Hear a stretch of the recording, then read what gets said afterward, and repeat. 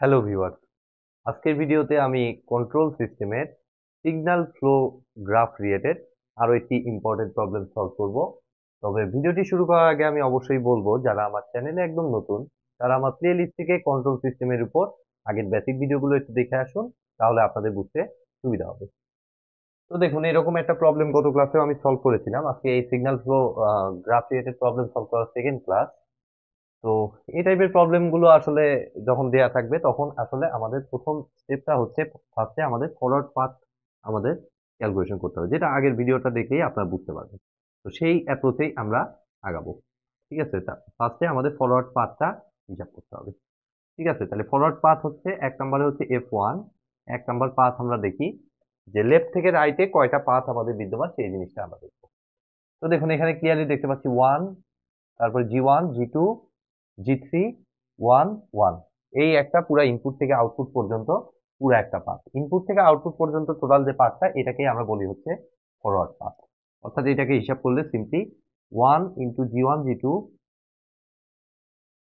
G3 একই series লাইনে হইলে আমাদের সবগুলার গেইন আমাদের মাল্টিপ্লিকেশন হয় ইন্টু 1 ইন্টু 1, মানে হচ্ছে খুবই ইজি। এটা আমার দাঁড়াচ্ছে G1 G2 G3, এটা হয়ে গেল। তারপরে আর কোনো ফরওয়ার্ড পাথ আছে কিনা দেখি। আমাদের সেকেন্ড আরেকটা ফরওয়ার্ড পাথ আমি ক্লিয়ারলি দেখতে পাচ্ছি যে ইনপুট থেকে এদিকে আরেকটা বাইপাস লাইন করে দিচ্ছে G4 হয়ে আমাদের 1 হয়ে আমাদের আউটপুটে চলে গেছে। অর্থাৎ 1 ইন্টু G4 ইন্টু 1, মানে হচ্ছে আমাদের কত, আরেকটা ফরওয়ার্ড পাথ হচ্ছে G4। অন্য কোনো ফরওয়ার্ড পাথ কি বিদ্যমান দেখি? লেফট থেকে রাইটে আর কোনো পাথ আমি দেখতে পাচ্ছি না। তো আমাদের ফরওয়ার্ড পাথ অ্যাকচুয়ালি এখানে হচ্ছে দুইটা। তো এটা আমাদের হিসাব হয়ে গেল। এবার আমরা দেখবো হচ্ছে লুপের হিসাব। ঠিক আছে, তো লুপের ক্ষেত্রে প্রথমে আমাদের লাগবে হচ্ছে সিঙ্গেল লুপের হিসাব করাটা। ঠিক আছে, তো সিঙ্গেল লুপ আমাদের কতগুলো আছে প্রথমত। আচ্ছা, এখানে সিঙ্গেল লুপই দেখি। সিঙ্গেল লুপ, এটা মুছে দেই।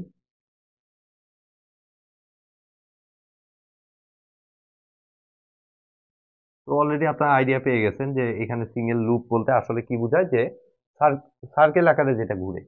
ঠিক আছে, তো এখানে আমি ক্লিয়ারলি দেখতে পাচ্ছি এই যে G1, আচ্ছা এটা পরে আসে, এই যে এখানে ক্লিয়ারলি দেখতে পাচ্ছি G2 ইন্টু মাইনাস H1, অর্থাৎ এটা একটা লুপ। তাহলে G2 ইন্টু মাইনাস H1, মানে হচ্ছে এটাকে আমি বলতে পারতেছি মাইনাস G2H1। এটা একটা লুপ। দেন অন্য কোনো লুপ কি বিদ্যমান দেখি? L2, অন্য কোনো লুপ কি আছে?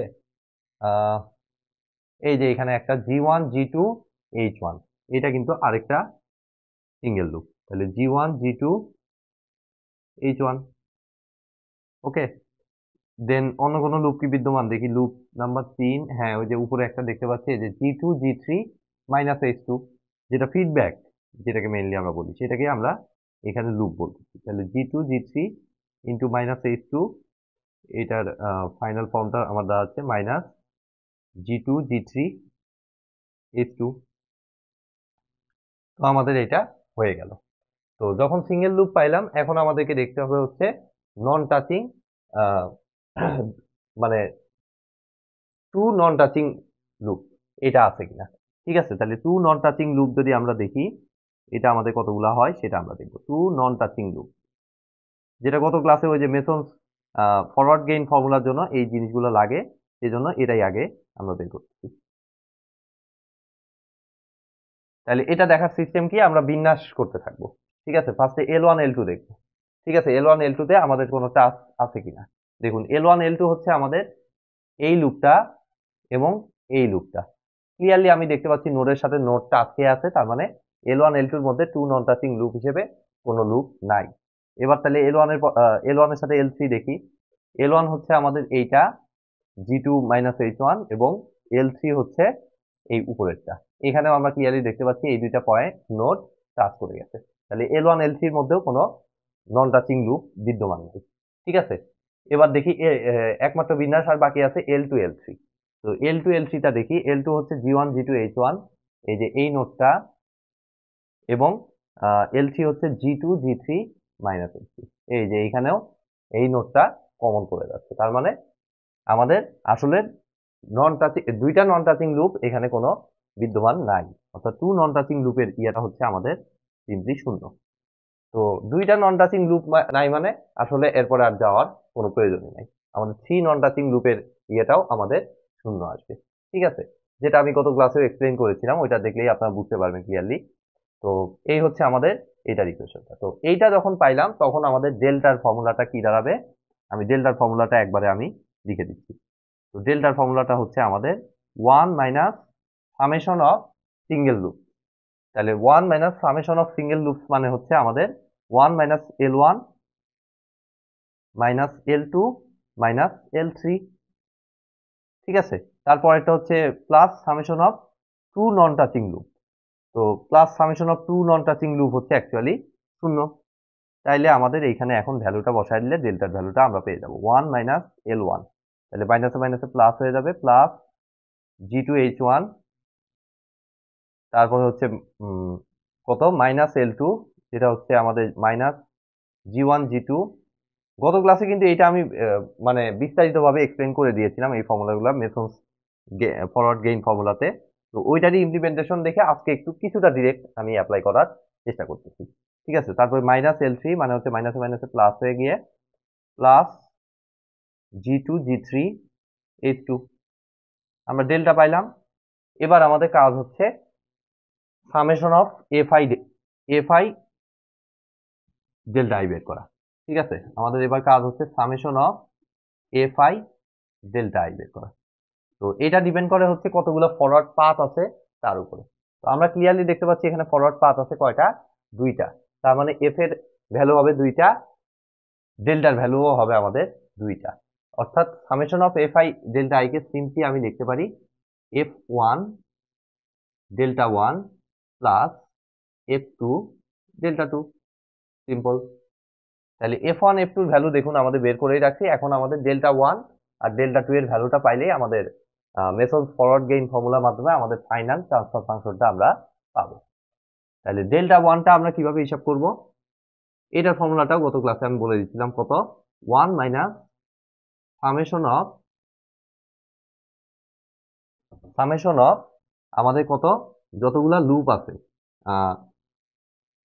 Summation of number of loop, number of non touching loop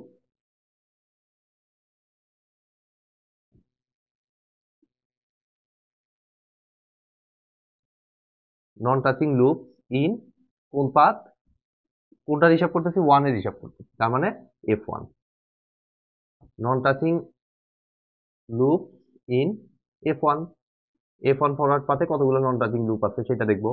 তাহলে এইটা সিম্পলি আমরা যদি হিসাব করি, এফ ওয়ান হচ্ছে আমাদের পাথ কোনটা, জি ওয়ান জি টু জি থ্রি, এই যে এই পাথটা জি ওয়ান জি টু জি থ্রি। তাইলে এবার আমি দেখবো যে নন টাচিং লুপ আমাদের এল ওয়ান এফ ওয়ান এর সাথে টাচ খাইছে কিনা। তো এল ওয়ান হচ্ছে আমাদের কোনটা, জি টু এইচ ওয়ান। এই যে জি টু এইচ ওয়ান অবশ্যই জি ওয়ান জি টু জি থ্রির সাথে টাচ খেয়ে আছে, তার মানে এই প্রথমটা হচ্ছে শূন্য।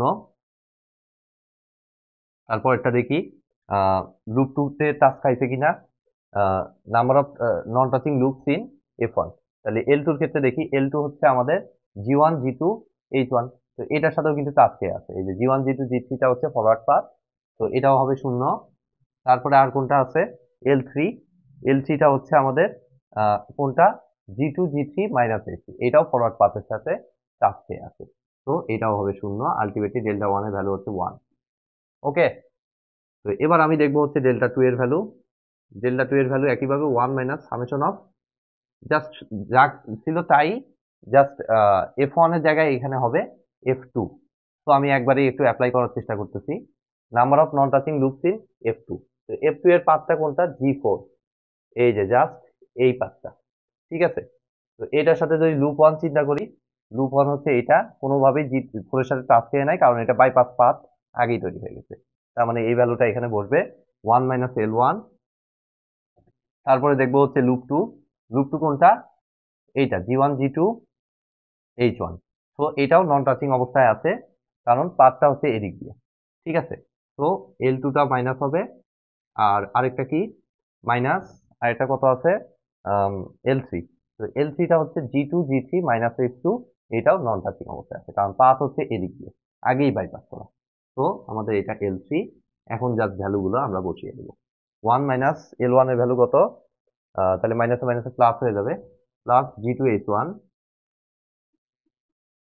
তারপরে হচ্ছে মাইনাস L2, L2 হচ্ছে minus G1G2H1, minus G1G2H1, minus L3 হচ্ছে মাইনাস G2G3H2, মাইনাসে মাইনাসে প্লাস হয়ে যাবে, তাহলে প্লাস G2G3H2।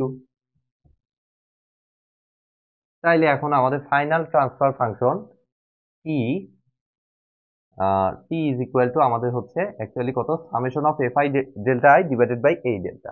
ঠিক আছে, এটাই তো গত ক্লাসে দেখিয়েছিলাম, অর্থাৎ summation of F I delta I divided by delta. তো এফ আই ডেল্টা এর ভ্যালু হচ্ছে এটা। তাইলে সবগুলা ভ্যালুই এখন আমাদের জানা আছে, আমরা জাস্ট ভ্যালুটা বসিয়ে দেবো। F1 এর ভ্যালু হচ্ছে G1 G2 G3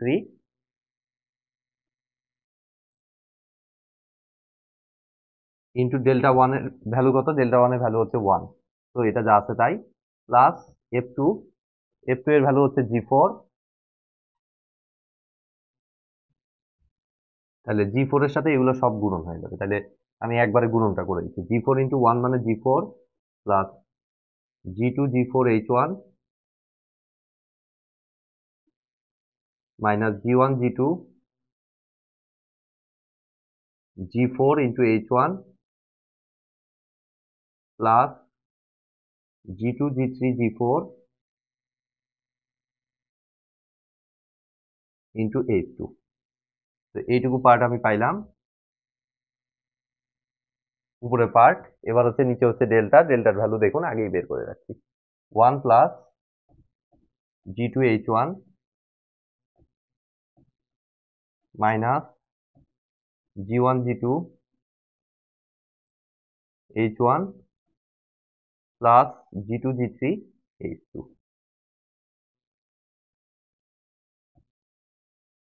এই হয়ে গেল আমাদের ট্রান্সফার ফাংশন। এই মেসলস ফরওয়ার্ড গেইন ফর্মুলার মাধ্যমে আমাদের ট্রান্সফার ফাংশন এই এই ইয়াটার মাধ্যমে সিগন্যাল ফ্লোটার ট্রান্সফার ফাংশন। তো আজকের মতো ভিডিওটি আমি এখানেই শেষ করছি। ভিডিওটি যদি ভালো লেগে থাকে অবশ্যই ভিডিওতে একটি লাইক দিবেন, বন্ধুদের সাথে বেশি বেশি শেয়ার করবেন, আর চ্যানেলে নতুন হয়ে থাকলে অবশ্যই চ্যানেলটি সাবস্ক্রাইব করবেন। ধন্যবাদ।